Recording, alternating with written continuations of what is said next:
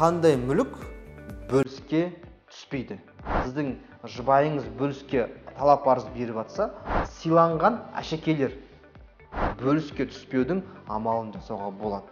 Әкеңіз, шешеңіз, ағаңыз, досыңыз кім болсын, жаңағы сыйлауы мүмкін. Үйді сыйлауы мүмкін, пәтер сыйлауы мүмкін.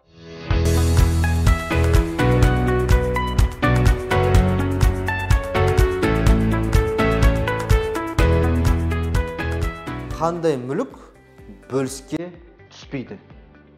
Сіздермен заңгер Шыныбаев Марғұлан, жалпы ерлі-зайыптының арасындағы мүліктердің қандай түрлері бөліске түспейтін туралы тақырыпты қозғайтын боламыз.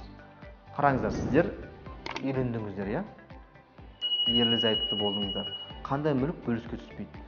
Біріншіден, ол қандай заңмен реттеледі дейміз? Ол неке және отбасы туралы кодексімен реттеледі, иә? Өзінің жеке бұйымдар, мысалға іш киім дейді, нәски дейді, өзінің үстінде киіп жүрген киімі дейді, сол бөліске түспейді. Одан кейін сыйланған әшекейлер, өзінің тағатын әшекейлері. Егер сізге сыйласа, сол әшекейді, ол бөліске түспейді. Содан кейін сізге әкеңіз сыйланған әшекейлер болсын, жаңағы сыйлауы мүмкін. Үйді сыйлауы мүмкін, пәтер сыйлауы мүмкін, телефон сыйлауы мүмкін. Сол сізге сыйлаған нәрсенің барлығы бөліске түспейді. Одан кейін сіздің мысалға мұраға алған затыңыз. Мұра бойынша сізге қалды. Әкеңіз қайтыс болды, шешеңіз қайтыс болды, әйтеуір бір кісіден мұра ретінде сізге бір мүлік қалды. Сол қалған мұраға қалған мүлік ол да бөліске түспейді. Яғни бөліске түспейтін жеке заттар, сізге сыйланған нәрсе, мұраға алынған нәрселер бөліске түспейтінін анықтап алайық.